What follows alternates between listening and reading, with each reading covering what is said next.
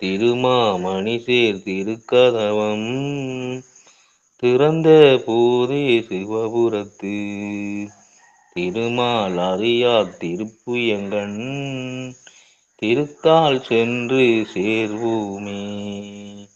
திருமால் அறியார் திருப்புயங்கண் திருத்தால் சென்று சேர்வோமே. திருச்சிற்றம்பலம். நன்றி ஐயா.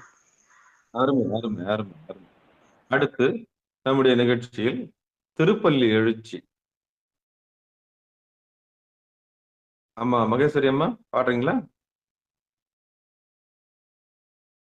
திருப்பள்ளி எழுச்சி வாய்ப்பு இருக்கா? சரி, வாய்ப்பில்லை. மீண்டும் தென்காசி மாவட்டம் வெங்கடேஸ்வரபுரத்தை சேர்ந்த சிவத்திரு பாலசுப்ரமணியம் ஐயா அவர்கள். இன்னிசை வீணைய யாழினர் ஒருபால் இரு கொடுத்தோத்திரம் இயம்பினர் ஒருபால் துன்னிய பிணை மலர் கையினர் ஒருபால் தொழுகையர் அழுகையர் துவழ்கையர் ஒருபால் சென்னியில் அஞ்சலி கூப்பினர் ஒருபால் திருப்பெருந்துறை உரை சிவபெருமானே என்னையும் ஆண்டு கொண்டு இன்னருள் புரியும் எம்பெருமான் பள்ளி எழுந்தருளாயே.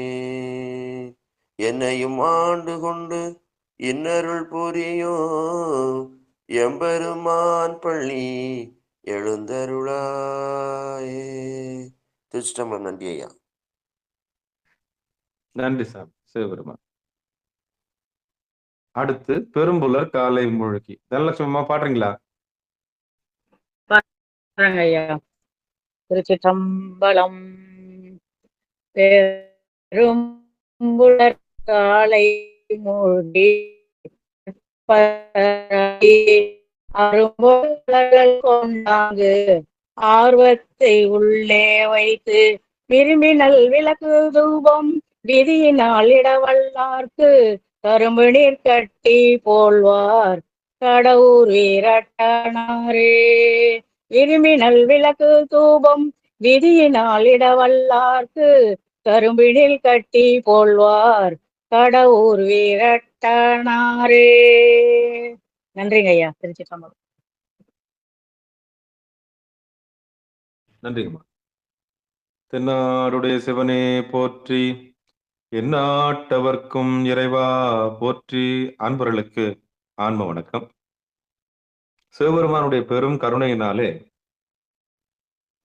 திருமூல நாயனார் இயற்றிய திருமந்திரம் என்கிற நூலிலிருந்து ஒரு நாளைக்கு ஒரு பாடல் சிந்தித்து வருகிறோம்.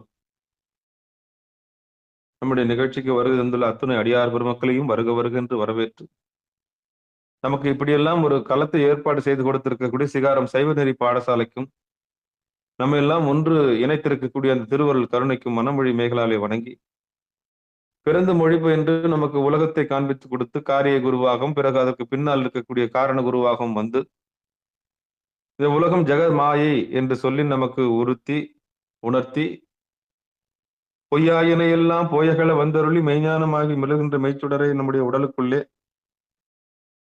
குரு நடுவிலே காண்பித்து நமக்கு சிவகுருவாக வந்து எம்பெருமானுடைய இருப்பிடம் இதுதான் என்று நமக்கு அறிவுறுத்தி நாய் சிவிகை ஏற்று வைத்து நம்மையும் ஒரு பொருளாக்கி நாய் சிவிகை ஏற்று வைத்து அந்த குரு பாதங்களை பணமொழி மேகலாலே உடல் பொருள் ஆவி அத்தனையும் சமர்ப்பித்து நிகழ்ச்சிக்குள் இனிதே நுழைவு. குருவருள் இல்லை என்றால் திருவருள் இல்லை.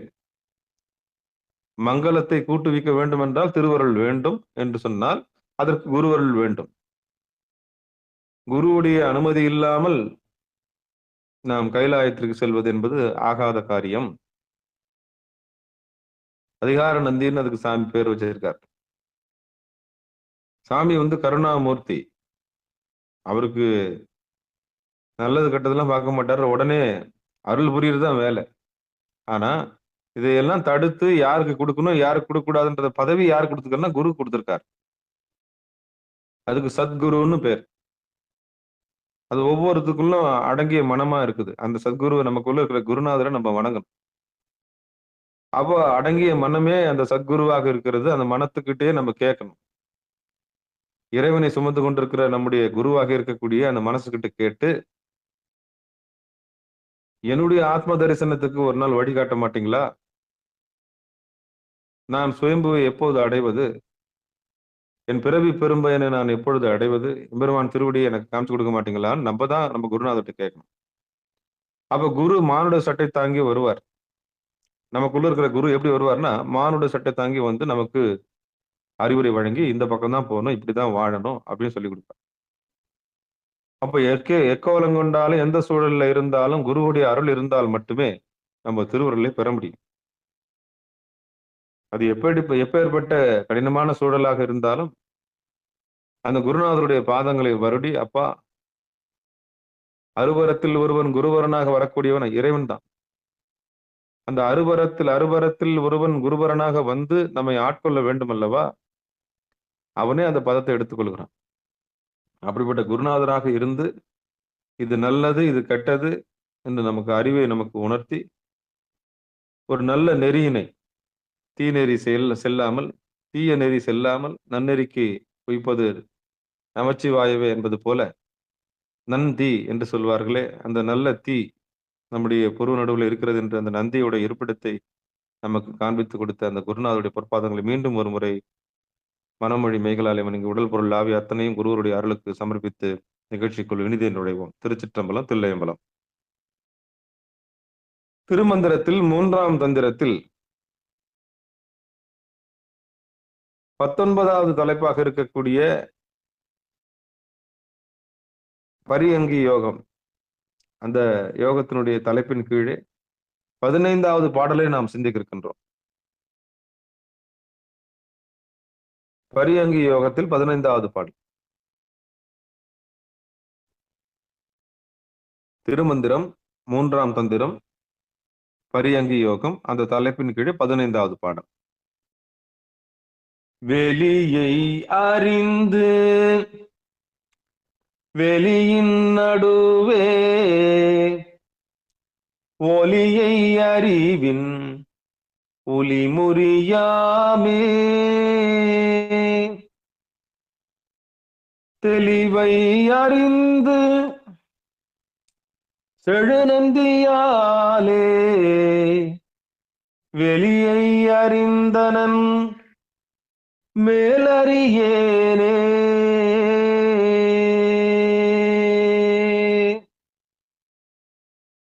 வெளியை அறிந்து வெளியின் நடுவே ஒலியை அறிவின் ஒளிமுறியாமே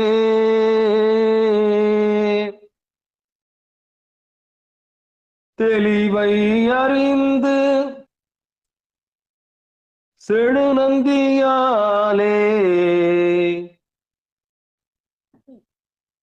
வெளியை அறிந்தனன் மேலறியேனே. இனி பாடலை பதமா பிரிச்சு பார்த்திடலாம். வெளியை அறிந்து வெளியின் நடுவே ஒலியை அறிவின் ஒளி முறியாமே தெளிவை அறிந்து செழு நந்தியாலே வெளியை அறிந்தனன் மேலறியேனே.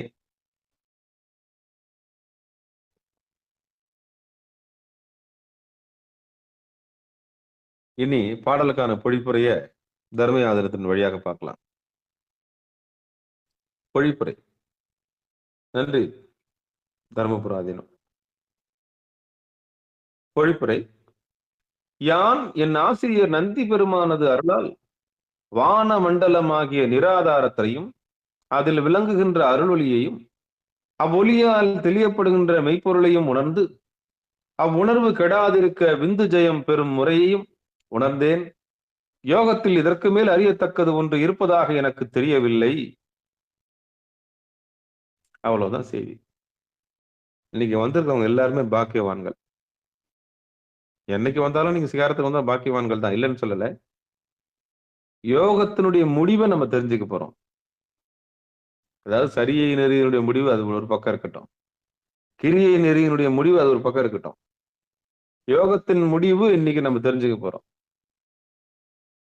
ஞானத்தின் முடிவு என்னன்னு அப்புறம் நம்ம பார்க்க போறோம். ஆனா ஒரு யோகம் செய்பவருடைய முடிவு எங்க இருக்குதுன்ற ரகசியத்தை இன்னைக்கு நம்ம தெரிஞ்சிருக்க போறோம். அதனால்தான் நீங்க பாக்கியவான்கள். எத்தனை பேருக்கு அழைப்பு விடுக்கிறோம். 6000 பேர் இருக்கிற அவையில முகநூல்ல போடுறோம். எத்தனை பேர் வராங்க நிகழ்ச்சிக்கு? எத்தனை பேருக்கு அந்த வாய்ப்பு கிடைக்குது? அதுல புண்ணியம் செய்தவர்களுக்கு மட்டும் தான் அந்த செய்தி போய் சேருது. அந்த வகையில இன்னைக்கு ஒரு பெரிய ரகசியத்தை நம்ம பேச போறோம். இப்ப மீண்டும் ஒரு முறை அந்த பொழிப்புரையை படிச்சிடுறேன். யான் என் ஆசிரியர் நந்தி பெருமானது அருளால் வான மண்டலமாகிய நிராதாரத்தையும் அதில் விளங்குகின்ற அருளொளியும் அவ்வொளியால் தெளியப்படுகின்ற மெய்ப்பொருளையும் உணர்ந்து அவ்வுணர்வு கெடாதிருக்க விந்து செயம் பெறும் முறைமையும் உணர்ந்தேன். யோகத்தில் இதற்கு மேல் அறியத்தக்கது ஒன்று இருப்பதாக எனக்கு தெரியவில்லை அப்படின்னு யார் சொல்றது? திருமூலன் நாயனார் சொல்றார். யோகத்தில் இதற்கு மேல் ஒன்று இருப்பதாக எனக்கு தெரியவில்லை.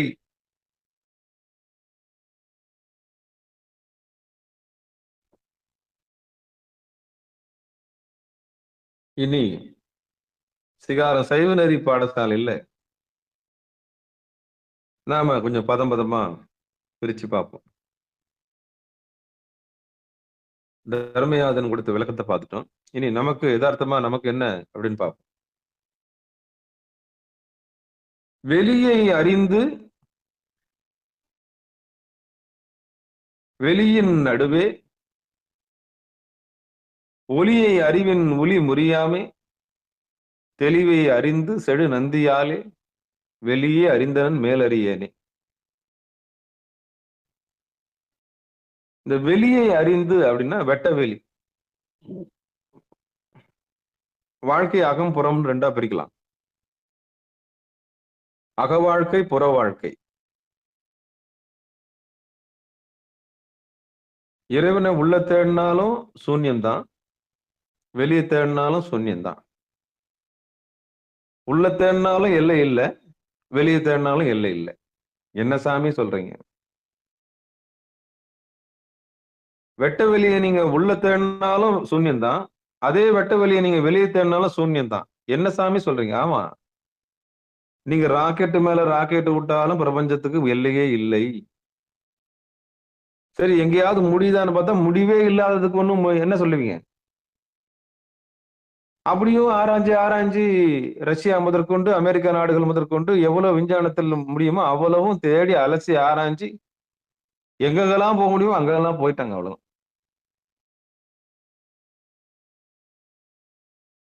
ஆனா எல்லை இல்லை, ஒரு எல்லை இல்லை.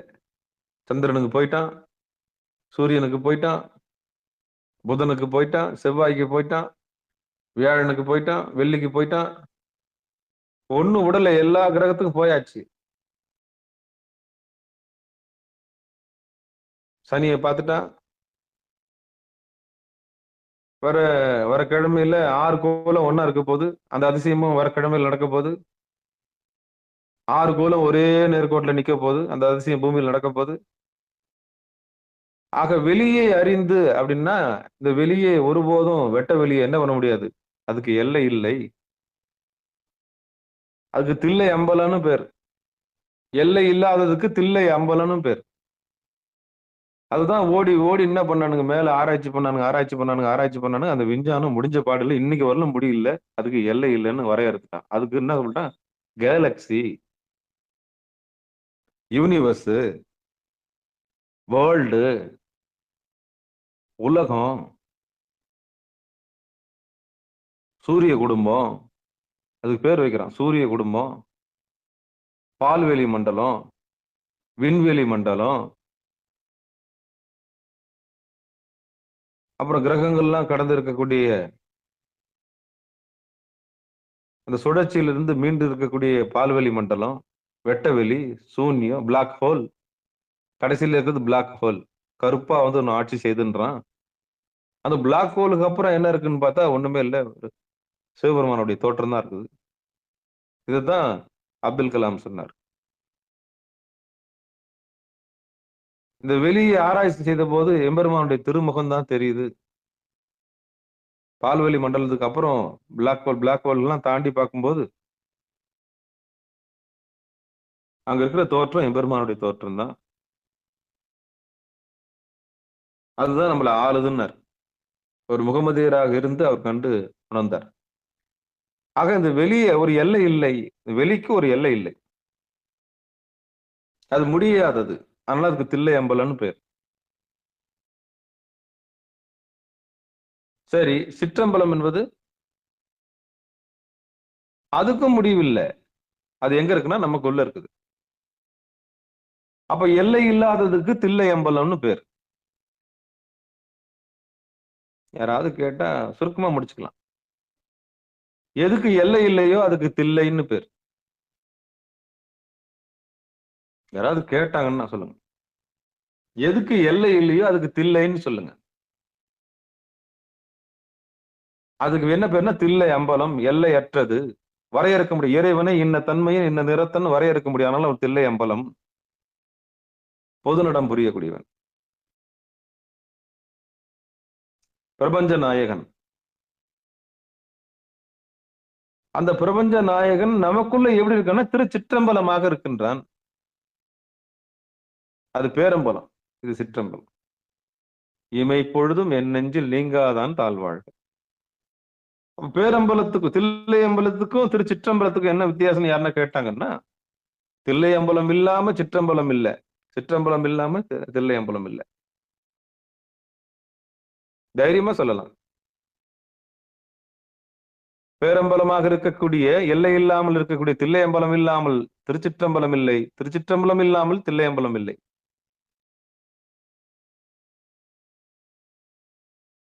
ஏதாவது கருவி கொண்டுதான் சாமியை உணரணும்னா அதுக்கு இந்த உடம்பே கருவி. அதான் ஊன் உடம்பே ஆலயம். அப்ப திருச்சிற்றம்பலத்துக்கும் தில்லை அம்பலத்துக்கும் விளக்கம் தெரிஞ்சவன் அடங்கி இருப்பான். நடத்துறது இறைவன் தான் அறிவு வந்துடும். அப்போ பணிவு வந்துடும், பக்தி வந்துடும். இதுதான் அறிவினுடைய முதிர்ச்சி. பகுத்தறிவனுடைய எண்டு இதுதான். படிச்சவன் அப்படின்னு சொன்னா மெத்த படிச்சவன்னா எதை படிச்சான்னா பகுத்தறிவை படித்தவன் படிப்பு. அந்த பகுத்தறிவு எங்க முடியுதுன்னா தில்லை அம்பலத்துல முடியணும், இல்ல சிற்றம்பலத்துல முடியணும். மெய்ஞானமாகி விழுகின்ற மேய்ச்சுடனே தன்னை அறியக்கூடிய கலையை எவன் கற்றுக்கொள்கிறானோ அவனே கற்றவன். உலகத்து படிப்பு படிச்சுட்டு தன்னை அறிந்து கொள்ளவில்லை என்றால் அவன் படிப்பறிவற்றவனே. தன்னை அறிந்தவனுக்கும் தன்னை அறியாதவனுக்கும் வித்தியாசம் இருக்கு. இந்த உலகியல் படிப்பு படிச்சவங்க எல்லாம் கற்றவர்கள் இல்லை.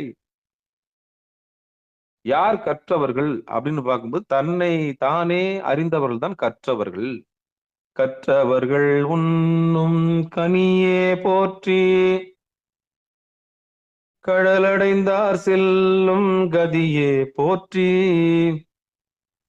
அற்றவர்கட்காரமுதம் மானாய் போற்றி, அல்லலறு தடியேனை ஆண்டாய் போற்றி, மற்றொருவர் ஒப்பில்லா மைந்தா போற்றி, வானவர்கள் போற்றும் மருந்தே போற்றி, செற்றவர்தம் புறமெடித்த சிவனே போற்றி, திருமூலட்டானனே போற்றி போற்றி, செற்றவர்தம் புறமெரித்த சிவனே போற்றி, திருமூலட்டானனே போற்றி போற்றி. அப்ப முதல்வர் என்ன சொல்லுது? கற்றவர்கள் உண்ணும் கனியே போற்றி. இப்ப யாரால உண்ண முடியும்? கற்றவர்களால் உண்ண முடியும். அப்ப எதை கத்துக்கணுங்க? தன்னை அறியும் கலையை கற்றவர்களால் மட்டுமே, தன்னை அறிந்தவர்களால் மட்டுமே யாரை உண்ண முடியும்? கற்றவர்கள் உண்ணும் கனி. மற்றவங்களுக்கு அந்த கனி கிட்டாது. சும்மா வாய்ஸ விடால் அடிக்கலாம். எனக்கு இது தெரியும், அது தெரியும், சித்தாந்தம் தெரியும், வேதாந்தம் தெரியும், வகுப்பு தெரியும், அது தெரியும். வருஷத்துக்கு ஒரு போஸ்டர் அடிச்சுக்கலாம், ஒட்டிக்கலாம். வெறுமை தான் இருக்கும். அங்க என்ன இருக்கும்? வெறும் சூன்யம் தான் இருக்கும். நிம்மதி இருக்காது. ஒருத்தர் மாத்தி மாத்தி துண்டு போட்டுக்கிறது, ஒருத்தர் வாழ்த்திக்கிறது. அந்த கூத்து தான் நடக்குமே தவிர உண்மையான அம்பலத்தை என்ன பண்ண முடியாது, உணர முடியாதா? கற்றவர்கள் உண்ணும் கனியே போற்றி, கடலடைந்தார் செல்லும் கதியே போற்றி. அந்த கடல் என்னது? அதான் எம்பெருமானுடைய திருவடி. அந்த கடல் சாதாரணமா கிடைக்காது. குருவருள் இருந்தா தான் திருவருள் கிடைக்கும். குருவருள் இருந்தா தான் திருவருள் கிடைக்கும். அப்போ முதல் வரி என்ன சொல்லுது? வெளியை அறிந்து வெளியின் நடுவே. அந்த வெளியை அறியணும்னா கற்றிருக்க வேண்டும். அந்த கல்லுதல், கற்றல்ன்றது எதை? தன்னைத்தானே கற்றுக்கொள்ள வேண்டும். தன்னை அறிவதே படிப்பு. மத்ததெல்லாம் படிப்பு கிடையாது. உலகத்து படிப்பு சம்பாதிக்கிறதுக்கு, உலகியல். எல்லா படிப்பை விட மேலான படிப்பு தன்னை படிப்பது. அதான் படிப்பு. எத்தனை டிகிரி வாங்கி என்ன படிச்சு என்ன பிரயோஜனம்? தன்னை அறியலைன்னா அது வீண் தானே. கல்வி செல்வத்தால இறைவனை அடைய முடியாது. சம்பாதித்த பணத்தாலே இறைவன் அடைய முடியாது. செல்வத்தாலே இறைவன் அடைய முடியாது. செருக்கு தான் வரும். நான் அதை படிச்சிருக்கேன், இதை படிச்சிருக்கேன், என் பேருக்கு பின்னாடி இத்தனை இருக்குது பாருங்கன்னா அது கர்வம். படிச்சவனுக்கு படிச்ச கர்வம், பணம் வச்சிருக்கவனுக்கு பண கர்வம். இந்த ரெண்டு கர்வமும் இன்னைக்கு போட்டி போடுது. போட்டி போடுது. நம்மள வாழ விடாம செய்யறது இந்த ரெண்டு கர்வம் தான். சவுடால், வீண் சவுடால், ரெண்டுமே வீண் சவுடால்.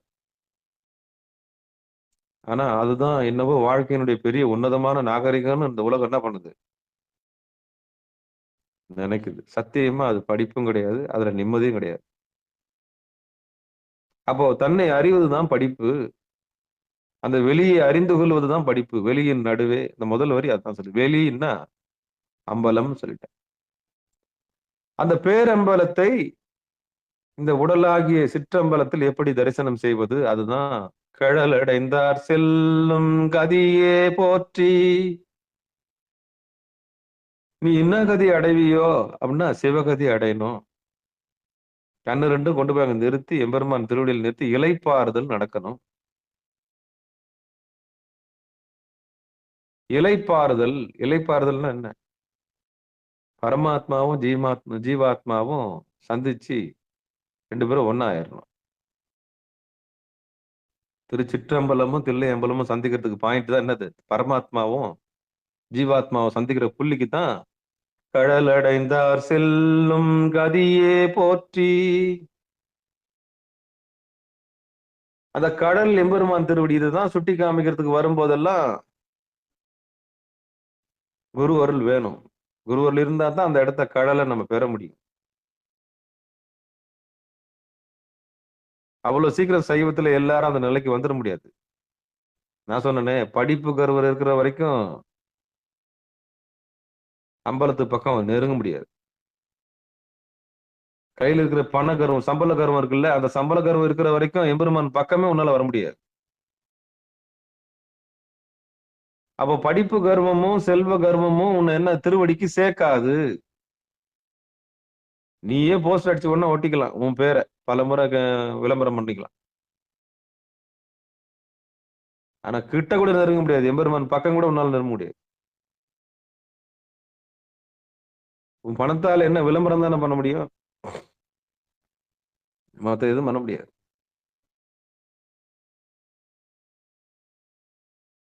அப்போ வெளியே அறிந்து அப்படின்னா தன்னை அறிந்து. அப்ப தன்னை அறிவதற்கு யார் வேணும்னா குருநாதர் வேணும். அந்த குருவருள் இருந்தா தான் சிற்றம்பலத்தை உணர முடியும், பேரம்பலத்தை உணர முடியும்.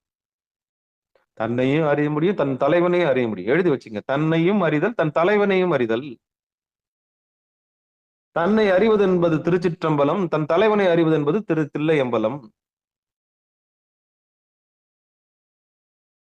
இதுக்கு மேல எப்படி விளக்குறது எனக்கு புரியல. அவ்வளவுதான். தன்னை அறிவது திருச்சிற்றம்பலம், தன் தலைவனை அறிவது தில்லையம்பலம்.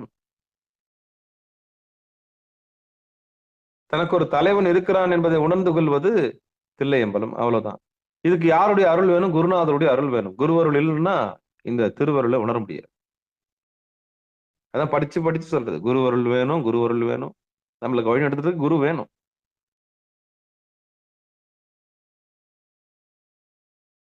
அவ இல்லாம எதுவும் பண்ண முடியாது. பராசக்தி இல்லாம எதுவும் பண்ண முடியாது. அவ குருவருளா வருவா. அந்த மயக்கத்துக்கு ஏத்த மாதிரி வருவா. யார் யாருக்கு என்ன வைத்தியம் பார்க்கணுமோ அந்த வைத்தியம் பார்க்கறதுக்கு அவளே இறங்கி வருவா. பெண்ணாக வரலாம், ஆணாக வரலாம். எப்படியோ குருவருள் உனக்கு எப்படியோ உனக்கு வந்து என்ன பண்ணும்? உதவி செய். உனக்கு மனைவியா கூட வரலாம். ஆக மொத்தம் திருவருளை அடைவதற்கு இறைவன் கொடுக்கிற அந்த கருணை தான் அந்த குருவருள். பக்குவப்படுவதற்கு கொடுக்கிறது தான் சோதனை. ரொம்ப சுலபம் என்னன்னா, நமக்குள்ள இருக்கிற இறைவனை தெரிந்து கொள்வதற்கு, அறிந்து கொள்வதற்கு வைக்கிற ஒரு பரீட்சை தான் சோதனை. துன்பம், துயரம்.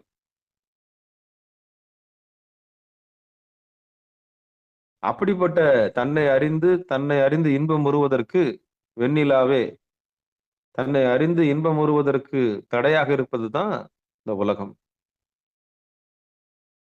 அதுக்கு மாயேன்னு பேரு. நம்மையும் பெருமானையும், நம்மையும் பெருமாட்டியையும், நம்மையும் இறை தன்மையையும் எது பிரிச்சு வச்சிருக்குன்னா, நமக்குள்ள இருக்கிற இந்த நான் என்கிற நிலைமை, மனம் என்கிற நிலைமை, மாயை என்கிற நிலைமை. இந்த மாயை, இந்த 3 நிலைமையும் குருவருள் பட்டா என்ன ஆகும்? குருவருள் பட்ட உடனே இது 3 அடங்கி நிற்கும், அழியாது. உத்தமமான குருவா இருக்கணும் அவரு. ஒரே நாள்ல 500 பேருக்கு தீட்சை கொடுக்குறவரா இருக்கக்கூடாது. அப்பாடி, ஒரே நாள்ல 500 பேருக்கா? அப்பா. அப்போ அவருடைய பார்வை ஸ்பரிசம் பட்டாலே அந்த 3 அடங்கி தனக்கு தன்னையே காண்பிக்கக்கூடிய கலையை கொண்டவர் தான் குருவருள். அவர் தான் மானுட சட்டை தாங்கிய எம்பெருமான் திருவருளாக வந்தவர், குருவருளாக வந்திருக்கார். அவருடைய பேச்சை கேட்ட மாத்திரத்துல மயக்கம் போகணும். அவரை பார்த்த மாத்திரம் ஆணவம், கண்மம், மாயை 3 அடங்கி நிற்கும்.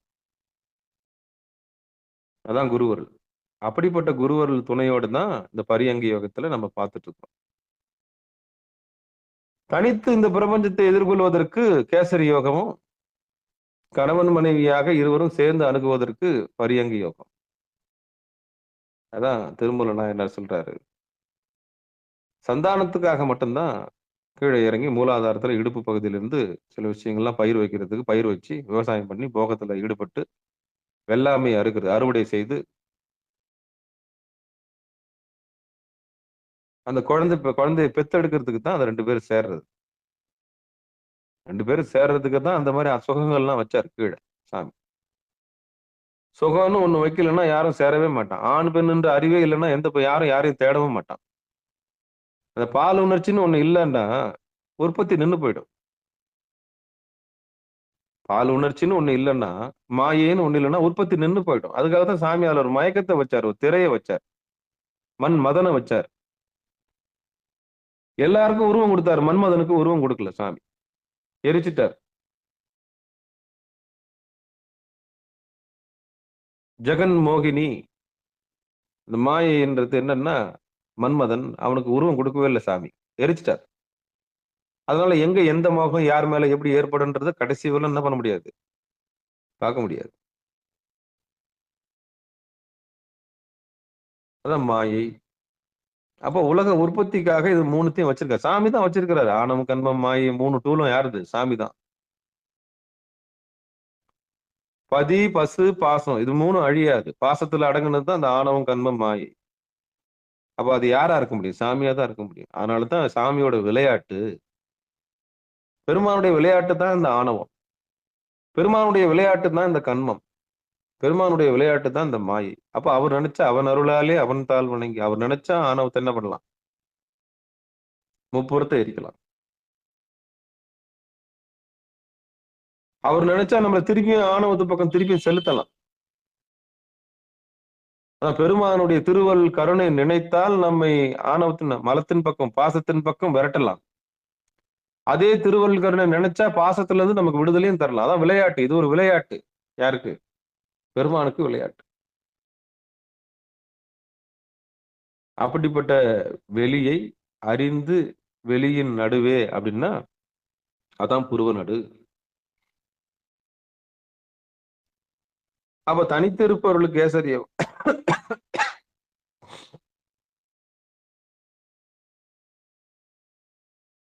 தனித்திருப்பவர்களுக்கு கேசரி யோகம், கணவன் மனைவாக இருப்பவர்களுக்கு இல்லற தர்மத்தில் இருப்பவர்களுக்கு பரியங்க யோகம். இதை பயன்படுத்த தெரியாததுனாலதான், அந்த யோகத்தை தெரியாததுனாலதான் வெறுப்பும் சலிப்பும் ஏற்பட்டுது வாழ்க்கையில. ஒருவித சலிப்பு ஏற்படுது இல்லற வாழ்க்கையில. இந்த ஒரு கலையை கத்துட்டு இருந்தாங்கன்னா நிச்சயம் வெளியை அறிந்து வெளியின் நடுவே ஒளியை அறிவின் ஒளி முறியாம நோக்கம் முறியாம அந்த ஒளியை அறிந்து கொள்ளுதல். எங்க புருவ நடுவில் இருக்கக்கூடிய எம்பெருமான் திருவடியில அடைந்து ஏகாந்தமாக 2 பேரும் பாம்பு பின்னம 2 பேரும் பின்னி இருந்து எம்பெருமான் திருவடியை 2 பேரும் ஏகாந்தமா அனுபவிச்சுட்டாங்கன்னா, வெளியை அறிந்து வெளியின் நடுவே ஒளியை அறிவின் ஒளி முறியாமே தெளிவை அறிந்து செழு நந்தியாலே, அந்த நந்தி ஸ்தானம் நந்தி எம்பெருமானுடைய அருளை பெற்று புருவ நடுவில் இருக்கக்கூடிய நந்தி எம்பெருமானை தரிசனம் செஞ்சு வானமண்டலமாகிய நிராதாரத்தை, அவங்களுக்குள்ள இருக்கிற வெட்ட வெளியை, அவங்களுக்குள்ள வானமண்டலத்தை அறிந்து மெய்ப்பொருளை உணர்ந்து கவனத்தை மார்பு பக்கமும் இடுப்பு பக்கமும் கொண்டு செல்லாம கழுத்துக்கு மேல இருக்கிற புருவ நடுவுக்கு கொண்டு போய் சேர்த்து வெற்றி பெற்றவர்களுக்கு விந்து ஜெயம் பெற்றவர்கள் பேர். இந்த ஜெயம் பெற்றதுனாலதான் நாவுக்கரசருக்கு முன்னாடி ரம்பைகள், ஊர்வசிகள், அப்சரஸ் தேவதைகள்லாம் வந்து நிர்வாணமா ஆடும்போது அப்படியே மயக்கிற மாதிரி வரும்போது,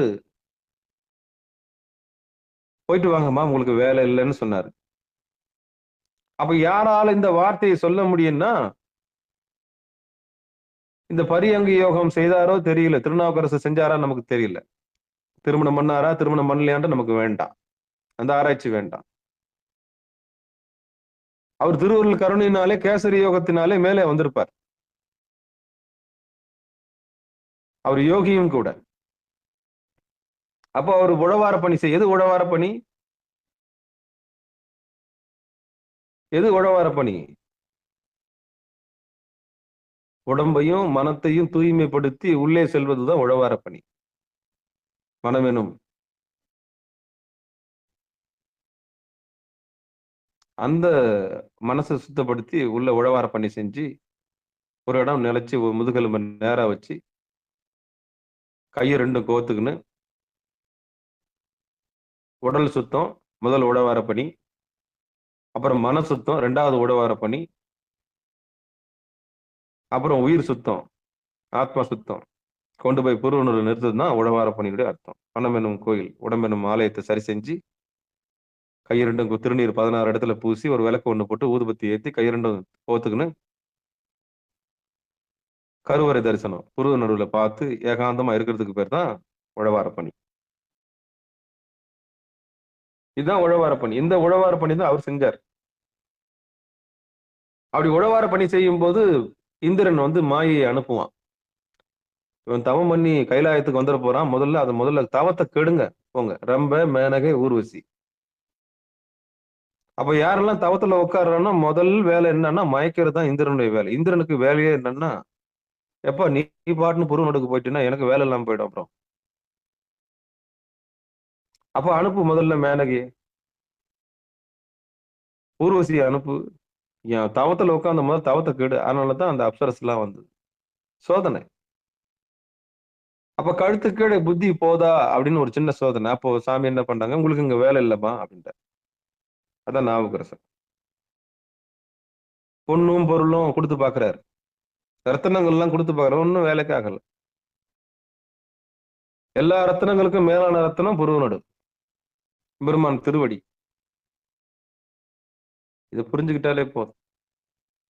அப்புறம் 1 கிராம் எத்தனை விலை வித்தான்னு? பொன்னார் மேனியனே எங்க இருக்காரு சாமி? பொன்னார் மேனியனே அப்படிப்பட்ட பொன் போன்ற மேனியை உடையவன் தான் சிவபெருமான். அந்த தங்கத்தை போய் அடையணும் புருவ நடுவுல. பொன்னம்பலம். இன்னைக்கு தங்கம் வாங்க முடியாது. அந்த தங்கத்தை வாங்கிடலாம். சாமியை வாங்கிடலாம். சிவபெருமானை அடைஞ்சிடலாம். ஆனா உலகத்துல விக்கிற தங்கத்தை வாங்க முடியாது. பொன்னம்பலம் சுலபம். ஆனா வெளியில இருக்கிற பொண்ணு ரொம்ப கஷ்டம். எழுதி வச்சுக்கங்க. இறைவன் ரொம்ப ரொம்ப சுலபம். ஆனா 1 கிராம் தங்கம் கஷ்டம். வெளியை அறிந்து வெளியின் நடுவே ஒளியின் அறிவே ஒளி முறியாமே தெளிவை அறிந்து செடு நந்தியாலே. அப்படி 2 பேரும் சேர்ந்து கணவன் மனைவி 2 பேரும் சேர்ந்து புருவ நடுவுல கவனத்தை வச்சு சுக்கிலத்தையும் சுரோனித்தையும் கீழே செலுத்தாம வீணா விந்தையும் சுரோனித்தை செலவு பண்ணாம 2 பேரும் ஆனந்தமா ஏகாந்தமா நீ நானுமாய் ஏகபோகமாய் அப்படின்ற மாதிரி பாம்பு பின்ன மாதிரி மேல அப்படியே கவனத்தை புருவ நடுவுல வச்சு விந்து ஜெயம் பெற்று விட்டார்கள் என்று சொன்னால் அவர்கள் நந்தியம்பெருமானுடைய அருளை பெறுகிறார்கள். அப்படிப்பட்ட அருளை பெற்றவர்கள் விந்து ஜெயம் பெறுகிறார்கள். அப்படி நான் உணர்ந்து விட்டேன். அப்படி உணர்ந்ததுனால இதற்கு மேல் அறியத்தக்க யோகம் ஒன்று இருப்பதாக எனக்கு தெரியவில்லை அப்படின்றார்.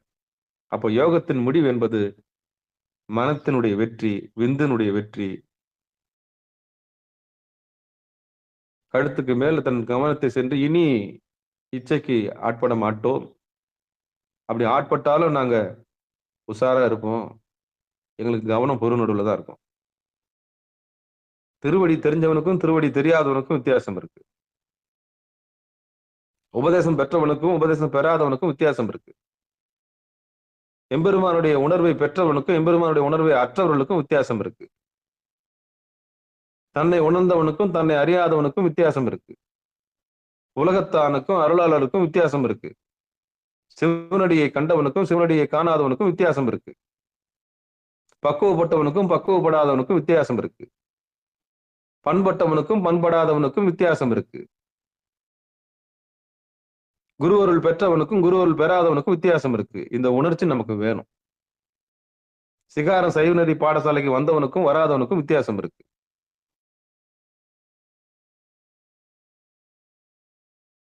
எல்லாரும் ஞானத்தை அடைய முடியாது. அவ்வளவு சீக்கிரம் இது உள்ள நுழையவும் முடியாது நம்ம பாடசாலையில.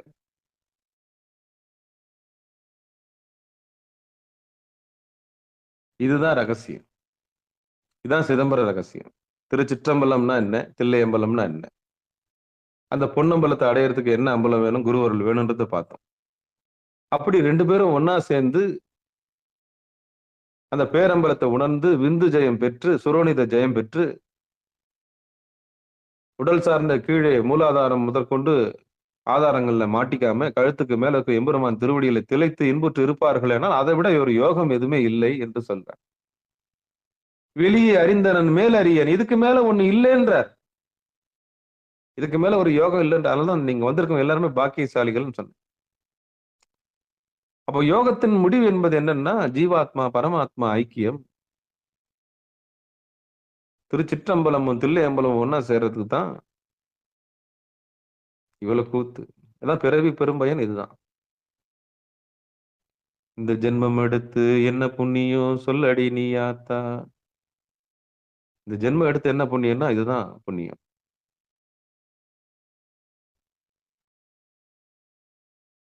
உடல் மனசு உயிர், உடம்பு மனசு உயிரை கொண்டு போய் எம்பெருமான் திருவடியில சேர்க்கறதுக்கு புண்ணியம்னு பேரு.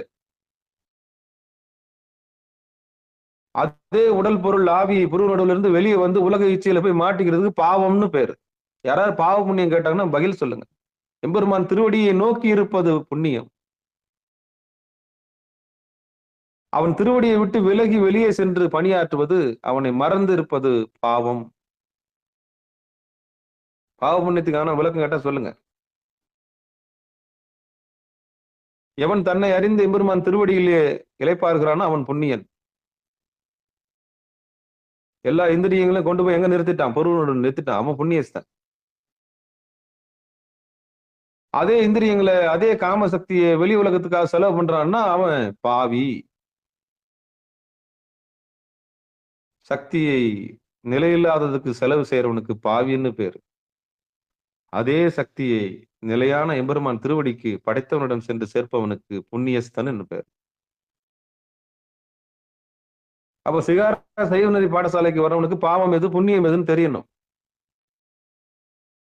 தன்னுடைய மூச்சை எதுக்கு செலவு பண்றது தெரியணும்.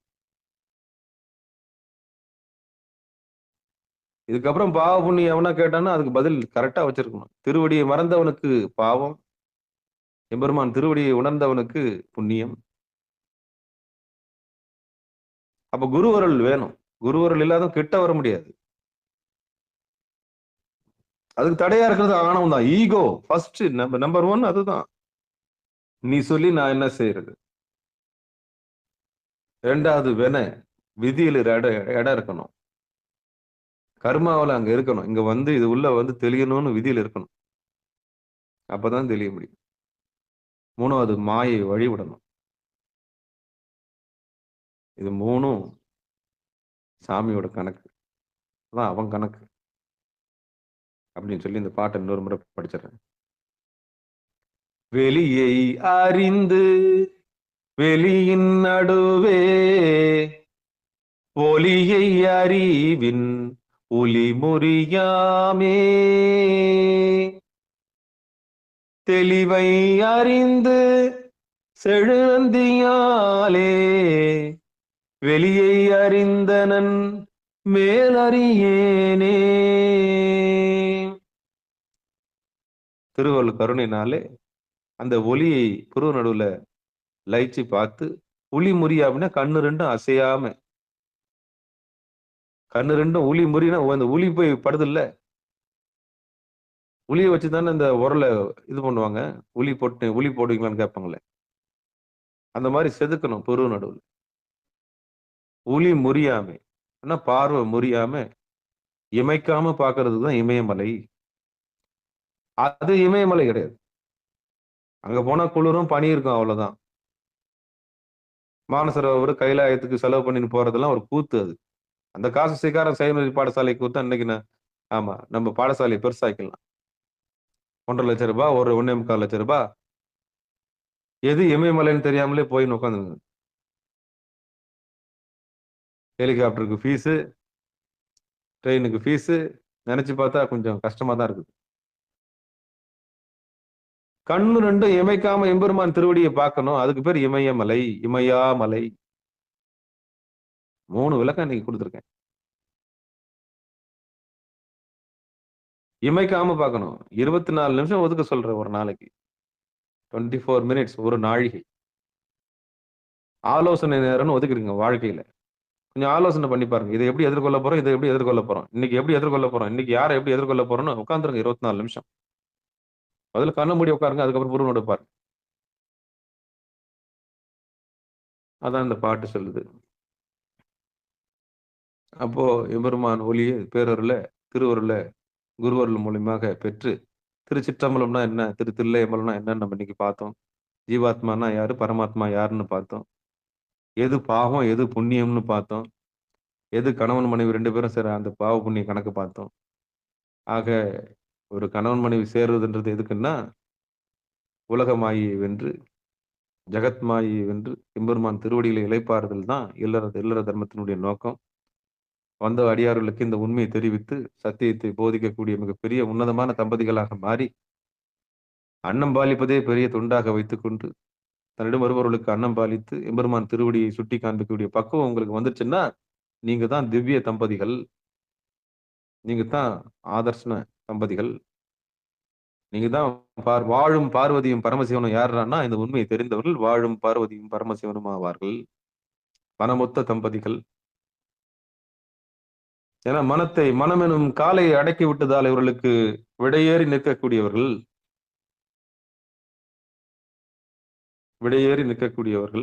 இவங்க தான் மனமொத்த தம்பதிகள். இவங்க 2 பேரும் சிவபெருமானும் பார்வதி தேவியும் போல. யார் இந்த கலையில் வெற்றி பெற்றார்களோ அவர்கள் பார்வதியும் பரமசிவனும் போல இருப்பார்கள். அங்க மையமாக இருக்கும் அங்க எல்லா வளங்களும் கூட. ஏன்னா மனம் ஒன்றுபட்டுச்சு இல்ல. அவங்க இந்த கோயிலுக்கும் ஓட மாட்டாங்க. அங்க போனியாப்பா, இங்க போனியாப்பா, எங்க போக மாட்டாங்க. ஏன்னா இருக்கிற இடம் தெரிஞ்சு போச்சு அவங்களுக்கு. சும்மா ஒரு சிரிப்பு சிரிப்பாங்க. ஆமாங்க, நானும் போணும். சும்மா விளையாட்டுக்கு தான் சொல்லுவாங்க. நாங்க போகணும்னு அவசியமே இல்ல. இப்ப 2 பேரும் கதவு சாத்தின்னு உட்கார்ந்து தவத்துல உட்கார்ந்தாங்கன்னா முடிஞ்சு போச்சு. முதல்ல பரியங்க யோகம், அதுக்கப்புறம் கேசரி யோகம். ஆரம்பத்துல ஒரு மயக்கம் இருந்தது. 2 பேரும் இறுக்கி இறுக்கி கட்டி பிடிச்சுக்கினாங்க. அவ்வளவுதான். அந்த மயக்கம் தீர்ந்து போச்சு. இதுக்கப்புறம் நீ உன் வேலைய பாரு. எம்பெருமான் திருவடிய பார்த்துட்டல்ல. ரைட் அவ்வளவுதான். நான் எம்பெருமான். அப்ப நீயும் உட்காந்துக்க, நானும் உட்காந்துக்க. முடிஞ்சு போச்சு. அப்ப ஆரம்ப கட்ட அந்த உடல் மயக்கம் இருக்கிற வரைக்கும் அது தேவை. அதுக்கப்புறம் மயக்கம் தீர்ந்த பிறகு திருவடி தெரிஞ்ச பிறகு எதுக்கு? அவ்வளவுதான் சங்கதி. அப்ப பரியங்க யோகத்தினுடைய உச்சம் என்னன்னா, எம்பெருமான் திருவடியில் இளைப்பாறுதல், அந்த அறிவை பெற்று அந்த பேரானந்தத்தில் திளைத்திருப்பதுதான் என்று சொல்லி வந்திருக்கக்கூடிய அடியார் பெருமக்கள் இந்த அற்புதமான கலையை மிக தெளிவாக பயின்று குருவர்களோட திருவருளோட திருவருள் பெறுவதற்கு அத்தனை வழிவகையும் சிகாரம் சைவநெறி பாடசாலை உங்களுக்கு செய்து தரும் என்று சொல்லி நிகழ்ச்சியை இனிதே நிறைவு செய்வோம். திருச்சிற்றம்பலம். வாழ்த்து. மண்ணில் நல்ல வண்ணம் வாழலாம் வைகளும் எண்ணின் நல்ல கதிக்கு யாதும் ஒரு குறைவில்லை. கண்ணின் நல்ல தரும் கழுமல வளநகர் பெண்ணின் நல்லாளோடும் பெருந்தகை இருந்தது. தனம் தரும் கல்வி தரும் ஒரு நாளும் தளபரியா மனம் தரும் தெய்வ வடிவம் தரும் நெஞ்சில் வஞ்சமில்லா இனம் தரும் நல்லன எல்லாம் தரும் அன்பர் என்பவருக்கு தனம் தரும் பூங்குடலால் அபிராமி கடைக்கண்களே. ஆறிரு தடந்தோல் வாழ்க அறுமுகம் வாழ்க வெறுப்பை கூறுசை தனிவேல் வாழ்க குக்குடம் வாழ்க செவ்வேல் ஏறிய மஞ்சை வாழ்க ஆனைதன் அணங்கு வாழ்க மாறிலா வள்ளி வாழ்க வாழ்க சீரடியார் எல்லாம் வான்மிகள் வழாது பெய்க மலிவலம் சுரக்க வண்ணன் கோன்முறை அரசு செய்க குறைவிலாது உயிர்கள் வாழ்க நான்மறை அறங்கள் உங்க நற்றவும் வேள்வி மல்க மேன்மைகுள் சைவ நீதி விளங்குக உலகமெல்லாம் மேன்மைகுள் சைவ நீதி விளங்குக உலகமெல்லாம் மேன்மைகுள் சைவ நீதி விளங்குக உலகமெல்லாம் என்று சொல்லி நிகழ்ச்சியை இனிதே நிறைவு செய்வோம். நன்றிங்க. அனைவருக்கும் வணக்கம். அன்பர்களுக்கு ஆன்ம வணக்கம். நீங்கள் கேட்டுக்கொண்டிருந்ததும் பார்த்துக் கொண்டிருந்ததும் சிகாரம் சைவநெறி பாடசாலை என்கிற டெலிகிராம் சேனல் மூலம் ஒவ்வொரு நாளும் அதிகாலை 5:20 மணிக்கு திருநெறிய தமிழோசை என்கிற தலைப்பின் கீழே 12 திருமுறை பாராயணம் செய்து வருகிறோம். அதில் குறிப்பாக சிவபெருமானுடைய பெரும் கருணையினாலே திருமூல நாயனார் இயற்றிய திருமந்திரம் என்கிற நூலிலிருந்து ஒரு நாளைக்கு ஒரு பாடல் வரிசையிலே சிந்தித்து வருகிறோம்.